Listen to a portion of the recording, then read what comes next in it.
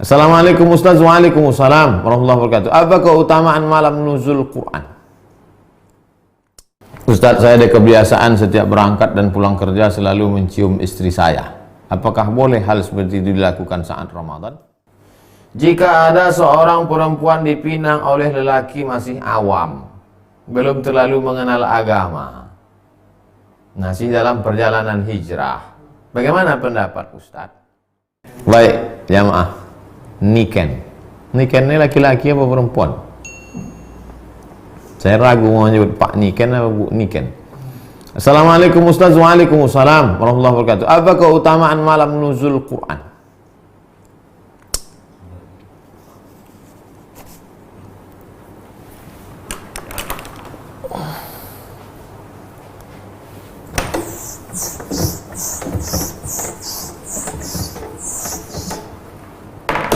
Inna anzalnahu fi lailatul qadr.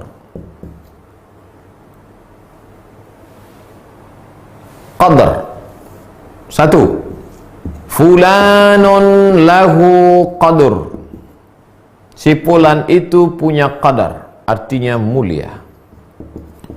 Kalau nampak kita raja, fulanun lahu qadrun, itu orang mulia. Maka malam Lailatul Qadar artinya malam yang memiliki kemuliaan. Dua, yufraqu fihi kullu amrin hakim. Inna kulla syai'in khalaqnahu biqadar. Khalaqnahu biqadar. Qadar di sini artinya takdir. Maka pada malam itu ditetapkan takdir secara detail. Takdir secara umum sudah ditulis di Lauhul Mahfuz. Tapi secara detail per tahun malam Lailatul Qadar. Tiga, qudira alaihi rizquhu fayaqulu rabbi ahanan. Qudira alaihi rizquhu, siapa yang disempitkan rezekinya. Jadi malam Lailatul Qadar disebut dengan malam sempit. Kenapa disebut malam Qadar itu malam sempit? Kalaulah malaikat itu berbentuk fisik, turun semua malaikat malam itu, dunia ini sempit. Syukurnya malaikat itu berbentuk nur, cahaya.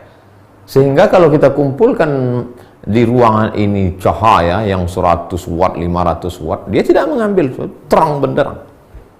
Itulah maka ketika pagi, salamun hiya hatta matla'il fajr, sampai terbit fajar. Fajar itu maksudnya azan subuh. Habis azan subuh, habis terbit matahari, redup. Kenapa matahari redup? Karena cahaya malaikat yang naik. Kemarin nampak saya redup Pak Ustadz di Riau, berarti Lailatul Qadar. Enggak, itu asap. Nah, 3, 4. Kata Nabi SAW, dulu ada orang zaman Bani Israel, zaman Nabi Musa alaihissalam, 4 orang.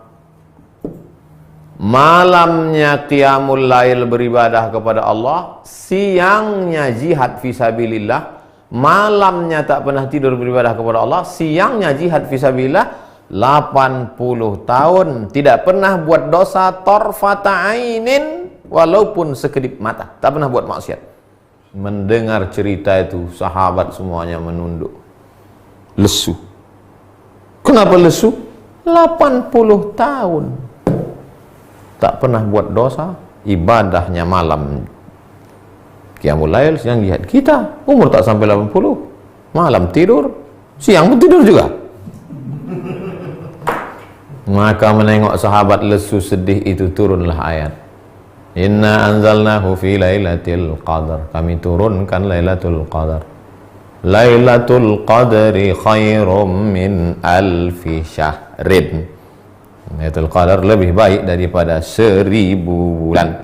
1000 bulan itu lebih dari 80 sekian tahun. Lebih.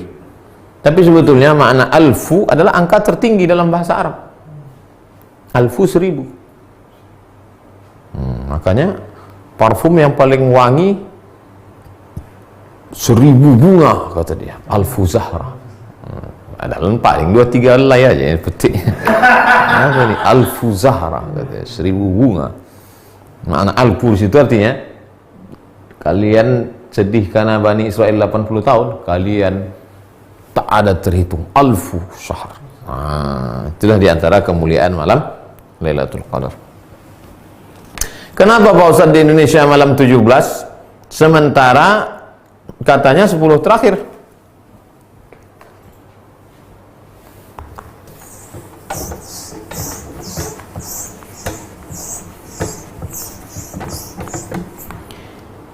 Inna anzalnahu fi lailatin mubarakah. Kami turunkan Al-Quran itu pada suatu malam yang penuh berkah. 2. Inna anzalnahu fi lailatul qadr. Kami turunkan pada malam qadar. Satu malam itu berapa? Satu tahun itu berapa malam? 360 malam. Malam yang mana? Diperkecil lagi. 360 malam diperkecil lagi. Syahrul Ramadan alladzi unzila fihi al-Quran diperkecil menjadi 30 malam. Maka tereliminasilah 330. Tinggal 30. Dari yang 30 malam itu malam yang mana? Maka buka kitab tafsir Ibnu Katsir dalam surat Al-Qadar. Ada pendapat mengatakan malam pertama, ada pendapat mengatakan malam ketiga, ada pendapat mengatakan malam kelima, ada pendapat mengatakan malam ke-9, ada pendapat mengatakan malam ke... Terus pendapat yang mengatakan malam 17 di antara yang berpegang itu adalah mazhab Syafi'i. Wa ma anzalna ala abdina, yang kami turunkan wahyu pada hamba kami Muhammad sallallahu alaihi wasallam, yaumal jam'ani yaumal furqani yaumal taqal jam'an, pada malam bertemu, pada harinya, malam harinya ketemunya dua pasukan. Kapan ketemunya dua pasukan itu? Tanggal 17 Ramadan. Itulah dalil dia turun tanggal 17 Ramadan. Lalu yang mengatakan 10 terakhir dari hadis, taharru lailatul qadri fil ashril awakhir min Ramadan. Carilah Lailatul Qadar pada malam terakhir Ramadan. 21 ramai iktikaf masjid, 22 kosong, 23 full, 24 mall, 25 penuh, 26 sibuk pasar bawah membeli, 27 puncaknya, 28 kosong, 29 balik kampung. Datang corona, kosong semuanya.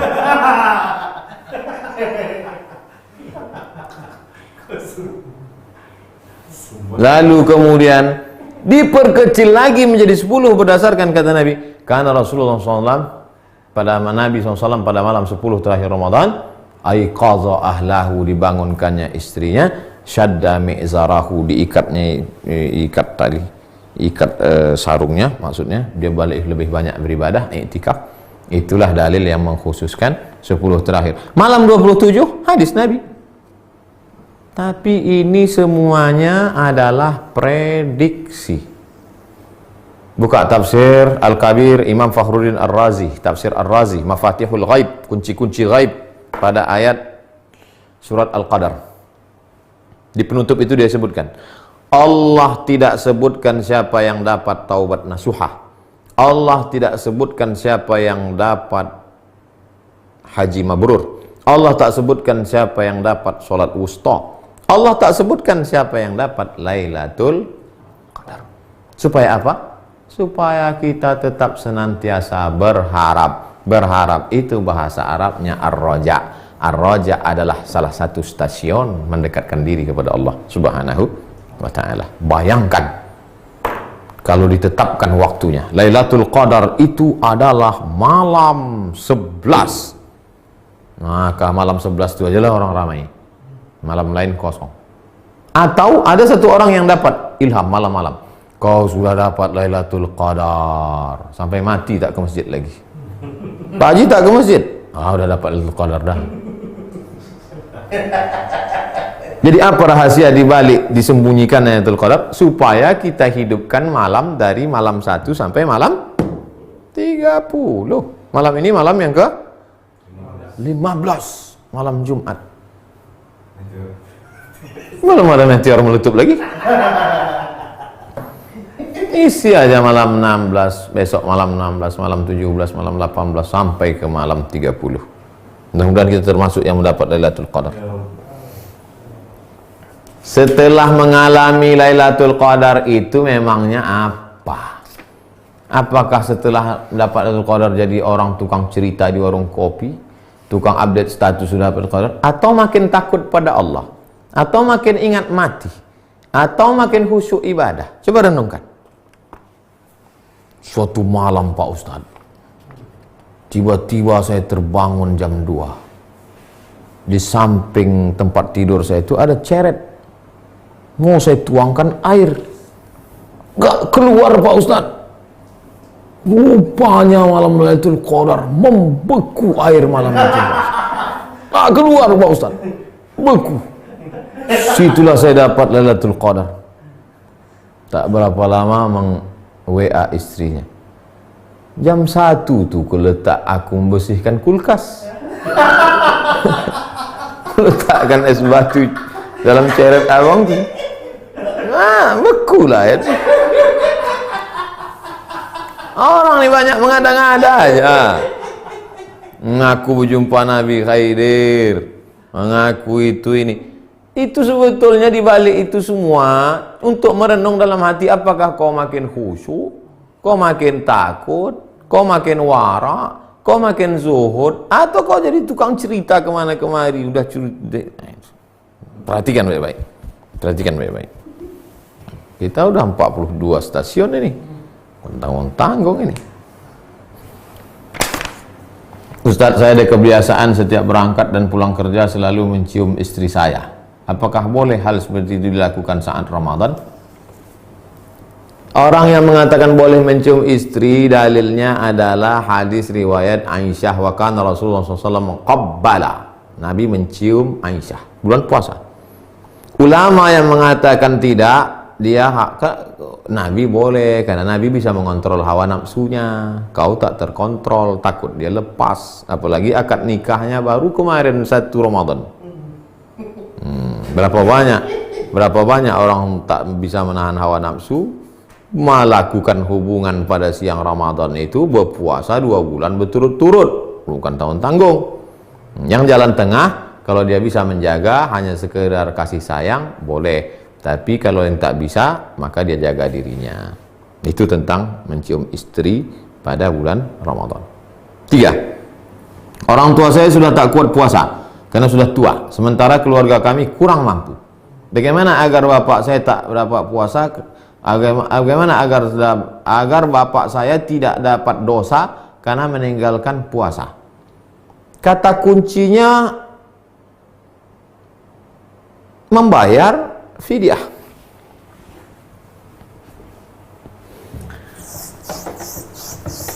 Faman kana minkum maridan, siapa yang sakit,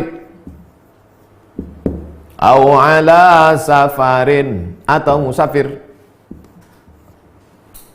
fa'iddatum min ayyamin ukhar, ganti di hari yang lain.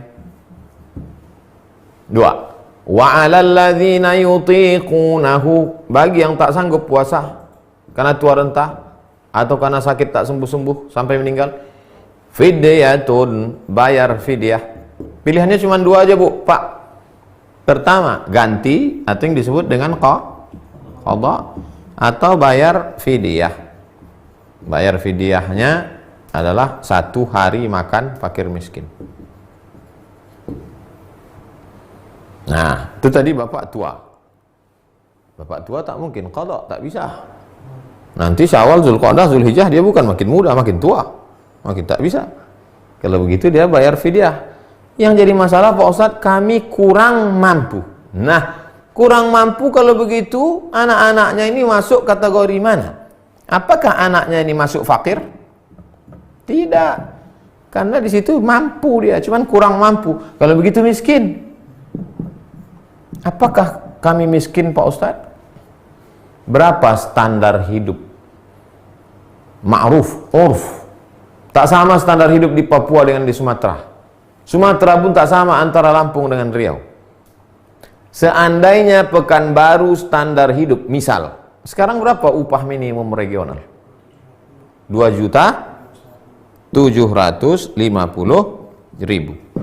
Sementara anak si bapak ini hanya gajinya sebulan ambil upah 1 juta. Maka kalian tidak wajib membayar fidyah.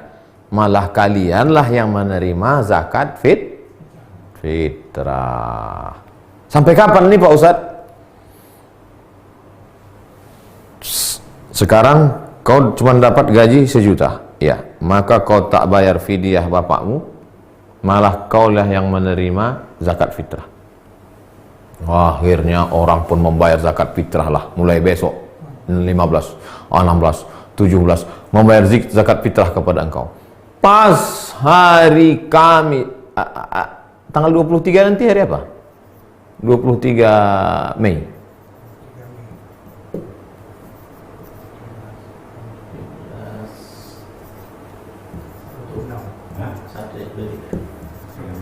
Hari Sabtu. Pas hari Sabtu 23 Mei, tiba-tiba engkau mendapat beras 5 goni. Saking banyaknya orang, maka pada saat itu engkau sudah mampu. Maka bayarkanlah fidyah. Kesimpulannya, keywordnya, kata kuncinya adalah pada mampu tak mampu. Kalau kau tak mampu sampai Idul Fitri, berarti kau tak mampu. Tapi rupanya dibukakan Allah rezekimu, berduyun-duyun orang datang, dapat dari RT, dapat dari Bank Riau Kepri, dapat PSBB, dapat Al-Azhar Syifa Budi, dapat, wah, bertumpuk Ustaz. Bayarkanlah, jangan pula nanti kami masih susah. Susah betul baru tahu. Jelas itu Pak, Bu. Terakhir, Ibu Aisyah. Jika ada seorang perempuan dipinang oleh lelaki masih awam, belum terlalu mengenal agama, masih dalam perjalanan hijrah, bagaimana pendapat Ustadz?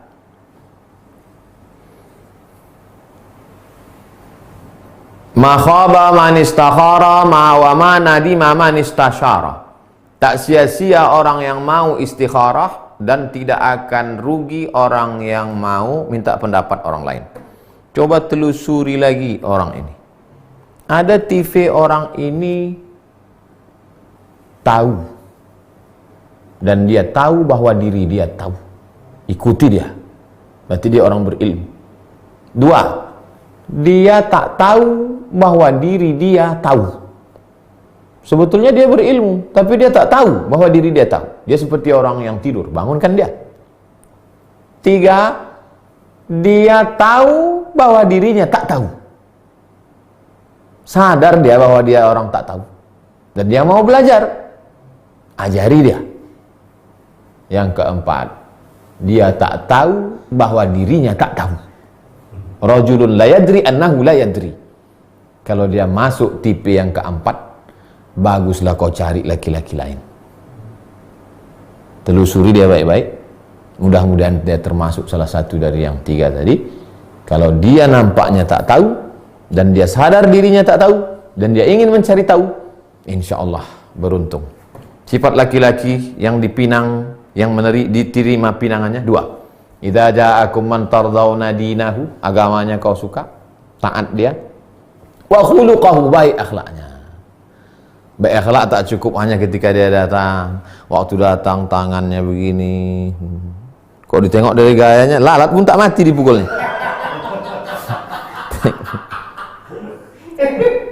Tapi tanya juga kawan-kawan dia. Karena ada kawan dia sekolah tanya, kau kenal sama si ini? Yang FB-nya itu, di update-nya itu ceramah Ustaz Somad aja terus. Oh, itu memang baik itu, baik, bukan main baik. Kalau sama itu terimalah katanya. Mudah-mudahan dipertemukan Allah. Terima kasih jamaah yang dimuliakan Allah. Besok kita ketemu lagi dalam hati yang suci. Kita tutup malam ini dengan baca kafaratul majlis. Subhanakallahumma wa bihamdika asyhadu an la ilaha illa anta astaghfiruka wa atubu ilaik. Wa sallallahu ala sayyidina wa maulana wa syafi'ina wa dhukhrina Muhammadin wa ala alihi wa sahbihi wa sallam. Walhamdulillahi rabbil alamin. Assalamualaikum warahmatullahi wabarakatuh.